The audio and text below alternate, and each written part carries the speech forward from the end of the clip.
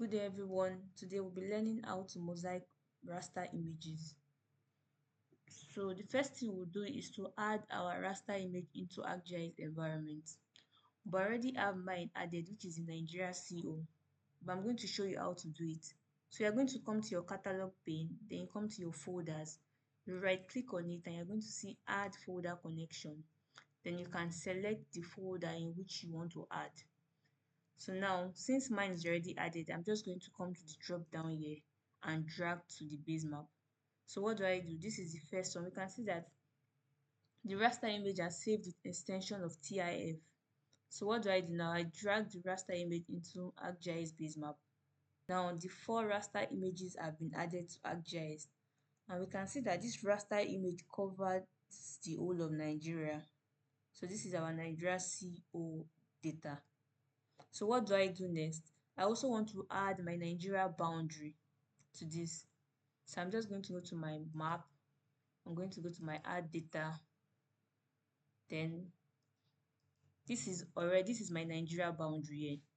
You can locate yours in your folder where you've saved it. Then click on OK. So I'm going to double click on this. Then change this to black. Alright, this is good now. Now we have our Nigeria boundary and we also have our 4 raster images in our content pane. But what I want to do now is to make these 4 raster images into one raster image. That's where mosaic comes in. So it's just like we're joining the 4 raster image to one raster image. So how do we do that? We just go to our analysis, we go to tools, then we search for a tool called mosaic into new raster. So it means that you want ArcGIS to mosaic the 4 raster images into one raster image. So now the first thing is what? Input your rasters. Then you click on this drop down, add your first raster, add your second raster, add your third raster, add your fourth raster. So these are the 4 images that you want to mosaic into one. It's also going to ask you for your output location. So what do? I want to save it in my working folder, which is what my project class for. Then click on what? Okay. Now it's going to ask you that, okay, what do you want your raster data to be with extension? So I'm going to do mine as nig_co mosaic, right? Dot what? The extension, which is what? TIF. That's raster extension. Now for your spatial reference, you can use WGS 1984 or whatsoever spatial reference your raster image falls into.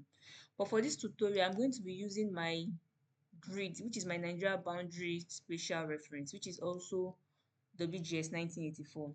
Now we can see that ArcGIS already assigned a pixel type to this raster, but this might not be the pixel size for the raster. So now how do I find the pixel size for this raster?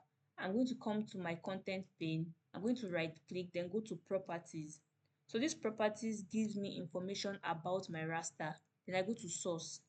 Now from this source, I can just click on the drop down of raster information. Now in this now I can see that okay, my pixel depth is actually 64 bits, but in this our tool we saw 8-bit unsigned. I can see that okay, my number of band is 1. Here we can see that we had no number of band. I can see that okay, my cell size is this and that. So this is very important to do. Always check your raster information before you click on run. So now I'll just click on OK since I already know what I want to do. Then I'm going to come to my pixel type, click on the drop down and pick that which suits my raster image, which is what? 64 bits. My number of bands, as we saw earlier, is what? 1. So this cell size is not necessary. So I'm going to skip that for this tutorial. Then I'm going to click on what? Run. So now what this does is that it takes these 4 different raster and produce a single raster image. That's why it's called mosaic to a new raster. So ArcGIS mosaic our 4 raster into a single raster. So I'm just going to wait for this to run, then go into the next thing. So while we wait, once I have a new raster, then I can remove these 4 different raster from my content pane since I will no longer be using them. This usually takes time, but not for all laptop. Okay, now we can see that we have a single raster. So what do? Turn off this layer. So you can see that this is a single raster image. If I turn this off, then turn it back on, it appears to be one. So this just shows that we mosaic the 4 rasters into a single raster. So now, but this doesn't look good. So what do I do next? I want to clip the raster into my Nigeria boundary. So I'm just going to use a tool called clip raster. Clip raster. Okay, now it says input your raster. My raster is my mosaic. My output extent is going to be my Nigeria boundary. So I'm going to tell it what maintain clipping extent. Then I'm going to run. So now I can remove this while that is doing, since I no longer need it. Remove.